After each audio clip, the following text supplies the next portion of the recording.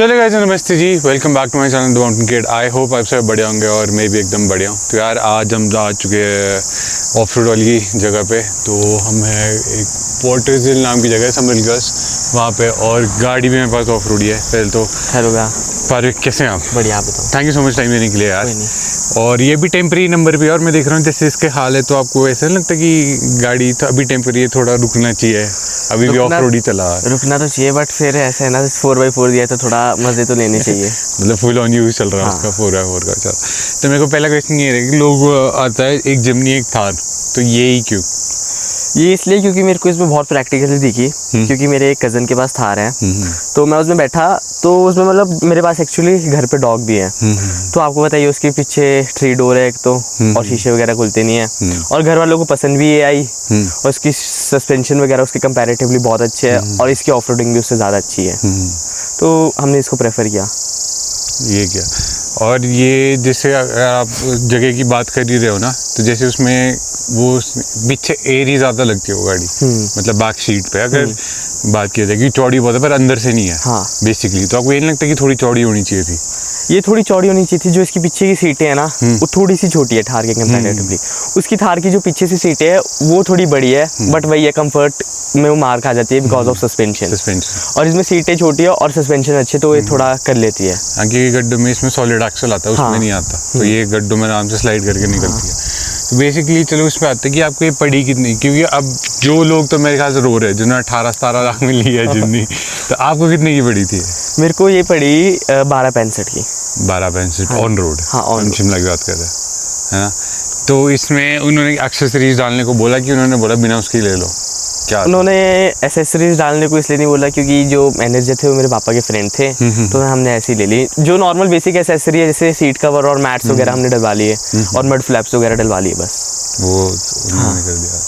ठीक है, तो यहाँ शुरू करते तो आप भी एक्सप्लेन करो। आपकी गाड़ी है बेसिकली, अगर किसी और ने लेनी हो ये गाड़ी तो तभी ये वीडियो देखेगा, तो उसको एक्सप्लेन करो कि क्या क्या फीचर्स है, क्या है।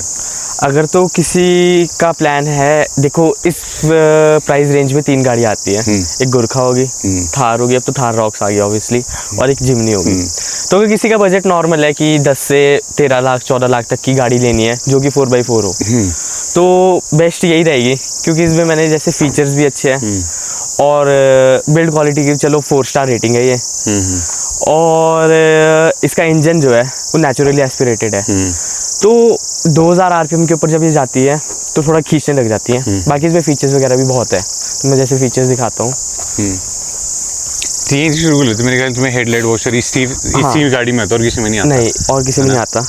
और ये भी तब यूज़ होता है जब आपकी लाइट्स ऑफ पूरी ऑन होएगी। अगर आप खाली में यूज़ करना चाहोगे तो खाली में नहीं होएगा। बाकी इसमें नॉर्मल फॉग लैंप्स है, हेलोजन। अच्छा। बल्कि मैंने इसको चेंज करवाना है, इतने ब्राइट नहीं है, तो मैं इसमें आईपीएस डलवाने का सोच रहा हूँ। और बाकी लाइट्स बहुत ब्राइट है। ये प्रोजेक्टर ही आते हैं? हाँ, ये मेरे टॉप मॉडल है ना? टॉप मॉडल मैनुअल है। अच्छा, इसमें पहले से आते हैं हनीकॉम्ब डिज़ाइन? हाँ जी, मैंने पहली बार देखा। और ये क्रोम, आपको ऐसा लग रहा है क्रोम कुछ ज़्यादा है? मैंने इसमें डी-क्रोम कराने का सोच रहा था कि ग्रिल ही चेंज करानी, पर ग्रिल चेंज कराऊंगा जापानीज स्टाइल सुजुकी वाला। हाँ, वो जो लिखा था इसमें। और ये एंटीना भी डलवाया मैंने। एंटीना भी डलवाया, ये थोड़ा टेढ़ा हो गया अब ये ऑफ रोड करते करते। हाँ, और मेरा इसमें प्लान है कि मैं इसमें ऑक्सिलरी लाइट्स भी डलवाऊँ। मॉडिफिकेशन धीरे धीरे कराऊंगा। मेरा प्लान है कि घर वालों से पैसे नहीं लेने, खुद के पैसों से ही कराऊँ, तो बेस्ट रहता है। बाकी अंदर से भी मैंने करवाया हुआ है, अंदर से मैं आपको दिखाता हूँ। अच्छा, इसमें रिक्वेस्ट सेंसर इस साइड भी आता है, उस साइड, दोनों साइड पे आता है? तो अंदर से मैं बात करूँ तो जैसे मैं एसेसरी की बात कर रहा था, तो उन्होंने एसेसरी में ये दिया है, और सीट कवर्स है और मैट्स है। बट मैट्स मेरे को इसके कुछ खास नहीं रखे, क्योंकि देखो इतना बड़ा एरिया है, फुट एरिया, और ये छोटा है। हाँ, और मैट बहुत छोटे हैं। ये आगे थोड़ा सा आगे इतनी जगह बच जाती है, पर वही एक्सेसरीज कंपनी की है तो क्या ही बोल सकते हैं। और इसका क्या बोलते हैं, स्क्रीन 10 इंच की है। अच्छा, ये कंपनी की स्क्रीन है? हाँ। अच्छा,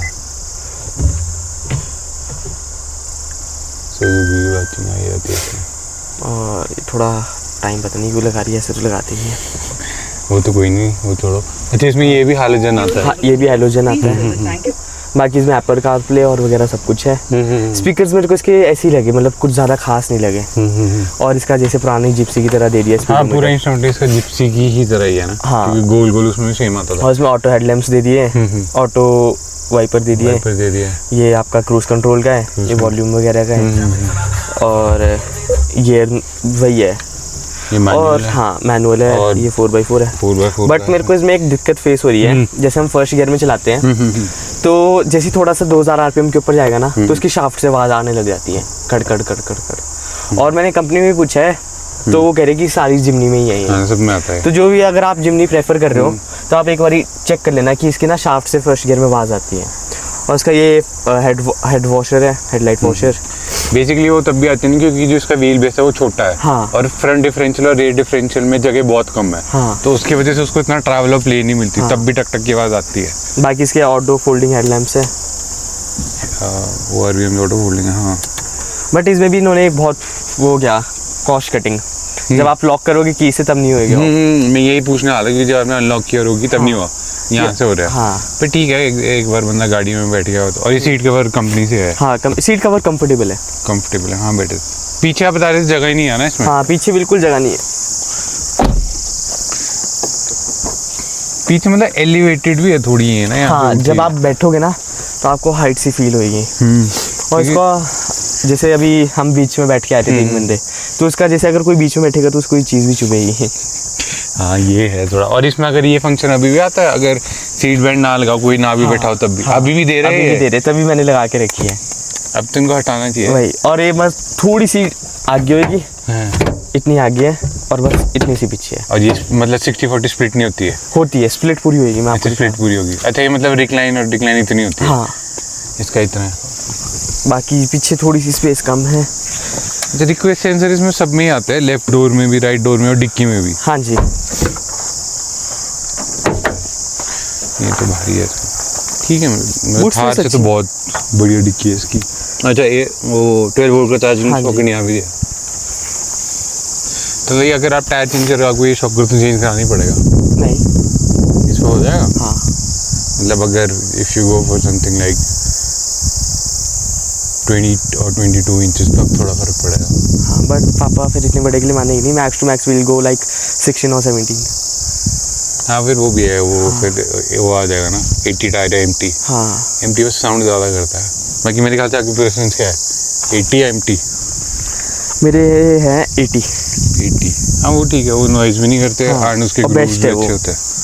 तो आपको इसमें ऐसा लगा कि आपको अलॉयज़ चेंज करनी चाहिए? टायर अलॉयज़ मैं अभी यही चलाऊँगा, क्योंकि मेरे ख्याल से ऑफ रोड के हिसाब से तो ठीक है, रगड़ भी है। हाँ, फिर ऐसा है अगर नए अलॉय लूँगा वो अगर टूट गए फिर फ़ायदा क्या है। इससे अच्छा अगर ये टूट जाए तो कम से कम नए अलॉय चेंज करने का मतलब भी बनता है।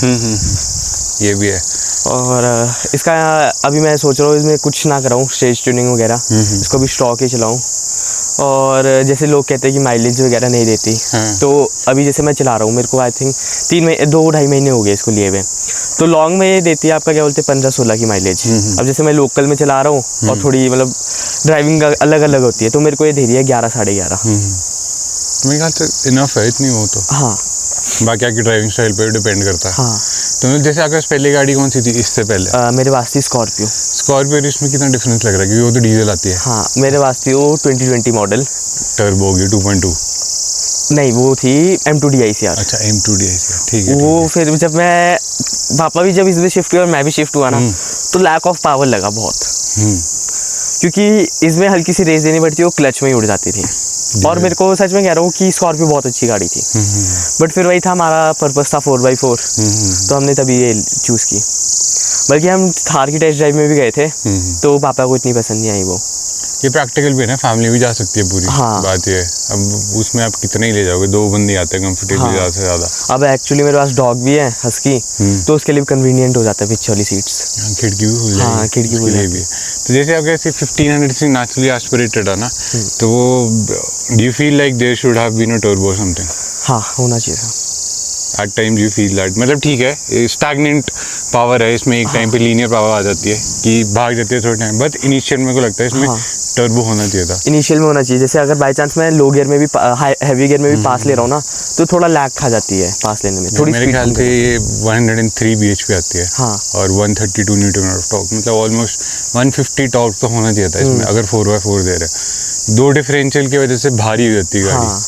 अगर ये बोल भी रहेगी जिप्सी का अलग मॉडल है, पर डिफरेंशियल से भारी हो जाती है बहुत, तभी ये थोड़ा लैग खा जाती है। और इसमें हीटिंग इश्यूज तो नहीं आते, क्योंकि मैंने कुछ लोगों से सुना कि अगर ज़्यादा आज इन यू गो अपहिल लौट ना, तो गर्म जल्दी होती है गाड़ी। अभी जैसे हम आपके सामने चढ़ा रहे थे, तो अभी भी देखो गर्म ही है, ये हो जाती है गर्म थोड़ी बहुत। वो तब होता है अगर आप 4x4 में जा रहे हो, अगर नॉर्मल गियर में हो तब नहीं होएगा। तब नहीं होगा, नहीं होगा। मतलब वो बेसिकली 4x4। हाँ, और वो होता है अगर आप हाई आरपीएम में चलाई जा रहे हो तब भी हो सकता है, बट ऐसे नहीं होएगा। तो अगर इसके 4x4 लगाने में दिक्कत आई है?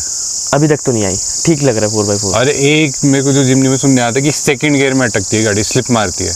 नहीं, ये नहीं अटकी। ये नहीं अटकी। इसका रिवर्स गियर अटकता है थोड़ा लगाते बारी, बट सेकंड वगैरह पे तो नहीं आई। बाकी कुछ नहीं है। बाकी तो अच्छी गाड़ी है ये। तो अगर इंडिया में 3 डोर जिमनी आती तो would have you gone for that और this one only? This one only 5 door. 5 door only. मतलब यू हैव प्लान्स अभी, बट बेसिकली ये वो थी कि why would you go for a Jimny. और ये अगर आप प्रैक्टिकली देखो तो थार से बेटर है, बहुत बेटर है ना? अगर आपको बस सिर्फ गेड़ी मारने के लिए चाहिए, सिर्फ 2 बंदे हैं, तब थार ठीक है, टायर चेंज कर लो। वो तो 4x4 आप कोई भी ले लो, आपको टायर चेंज करानी पड़ेगी, बेशक वो गुरखा भी ले लो। वो बेसिकली है तो ओवरलैंडिंग के लिए गाड़ी, पर तब भी वो करना ही पड़ेगा आपको इसके लिए। बाकी यार, do you have any message? I guess you are very young right now, है ना? You have seen people around that are into other stuff and shit, तो do you have any message और any message for car guys that are coming up? मैं यही कहूँगा कि अगर आप जैसे बाई चांस नशे वगैरह भी करते हो, तो एक बार कार गाय बन के देखो, you will enjoy the thing that car is giving to us. मतलब जब भी आप कार चलाओगे ना, यू विल फील हैप्पी। अगर आपका मूड ऑफ भी होगा तब भी आप खुश हो जाओगे। मैं यही कहूँगा कि कार में आओ और मॉडिफिकेशन वगैरह कल्चर में आओ। वही है कि कार कल्चर प्रमोट करो। हाँ। नहीं ना, में से उठेगा तो नहीं। हाँ। रूल्स सभी चेंज होंगे, क्योंकि बाहर भी सब एक दूसरे को सपोर्ट करते हैं आई गेस। हाँ। तब ये वो चीज़, बाकी नहीं है। बाकी यार Parvek, thank you so much, welcome, time देने के लिए यार। और गाड़ी अच्छी लगी तो do ping him up on his Instagram, I guess he does a lot of off road, है ना? My Instagram is Parvek. हाँ, मैं यहाँ पे मेंशन भी कर दूंगा और डिस्क्रिप्शन में लिंक डालूंगा। बाकी यार, डू लेट मी नो गाड़ी कैसी लगी, और अगर कोई और क्वेश्चन होंगे तो भाई को DM कर लेना जिमनी के बारे में ना। And thank you so much for watching, and I will see you in the next one guys.